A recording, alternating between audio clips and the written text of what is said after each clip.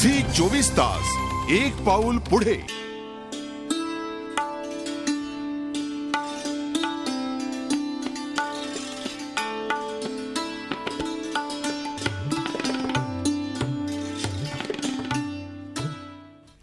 आपण अनुभवताय आषाढस्य प्रथम दिवसे.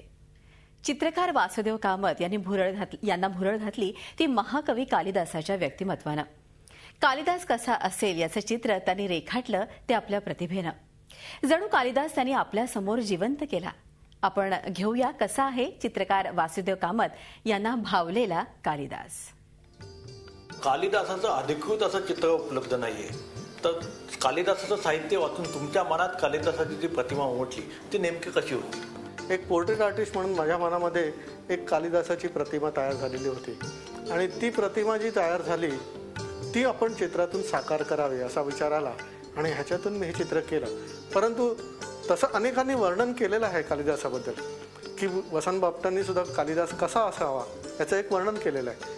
नंतर जवळजवळ कालिदासाच्या नंतर 200 वर्षांनी राजशेखर नावाचे कवींनी राजकवी त्यावेळी कशा प्रकारे वावरत, त्यांचं राहणीमान कसं असायचं, त्यांची पर्सनॅलिटी कशी असायची, त्यांचं घर कसं असायचं ह्याचं सगळं वर्णन केलेलं आहे. हे सगळं वाचत असल्यानंतर माझ्या डोळ्यासमोर एक कालिदास उभा राहिला की हा कालिदास असा असावा की त्याचे एक लांब केस असायचे, त्याच्यामध्ये तो फुलं माळायचा, बाजूबंद ज्याला केयूर म्हणतो ते असायचं, घरामध्ये झुला असायचा, जवळ पुष्करणी असायची, त्यात कमळाची फुलं असायची, मयूर पोपट वगैरे असे प्राणी पक्षी ते पाळायचे.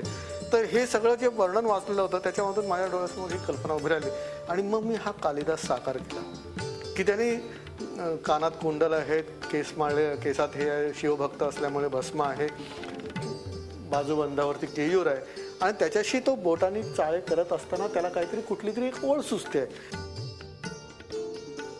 अशा प्रकारची ही देहबोली आणि झुल्यावरती त्याचं बसणं हे सगळं करत असताना तिकडे मी पांढरा मयूर दाखवलेला. हा पांढरा मयूर एवढ्यासाठी घेतला की हा मयूर म्हणून जर सरस्वतीचं प्रतीक असल्यासारखं, परंतु तो सफेद गेलेला आहे. का तर ह्याच्यामध्ये रंग भरण्याचं काम कालिदास करतोय म्हणून मी हा पांढरा मयूर घेतला. ते अशा प्रकारे सांकेतिक थोडंसं सिम्बॉलिक वगैरे अशा प्रकारे करून हे संपूर्ण कालिदासाचं व्यक्तिचित्र मी रंगवलं.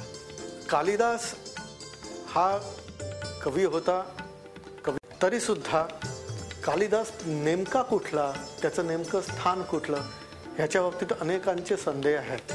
परंतु हे संदेह, इथले वादविवाद बाजूला ठेवून मला मात्र नेमकं वाटत असतं की त्याची कालनिश्चिती नाही, त्याची स्थाननिश्चिती नाही. ह्याच्यामुळे जणू काही कालिदासाचे जे साहित्य आहे हे चिरंतन झालेलं आहे, टाइमलेस आहे.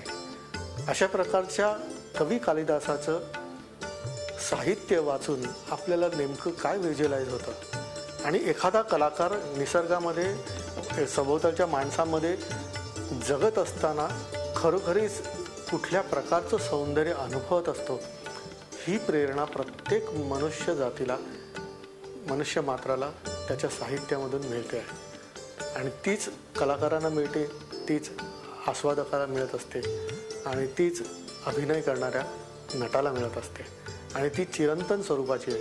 ती एखाद्या काळापुरती मर्यादित राहत नाही, ती अनेक वर्ष म्हणजे यावत चंद्र दिवाकरो म्हणतात तशा पद्धतीप्रमाणे ती चिरंतन राहणार आहे. खरंय, अंगा खांद्यावर चैतन्य खेळवत आषाढ महिना सुरू झालाय. अशा या चैतन्यानं रसरसलेल्या आषाढ महिन्याचा पहिला दिवस महाकवी कालिदासाचं स्मरण करत आपण साजरा केला. आषाढस्य प्रथम दिवसे या विशेष कार्यक्रमात आता इथंच थांबतोय. पाहत रहा झी 24 तास.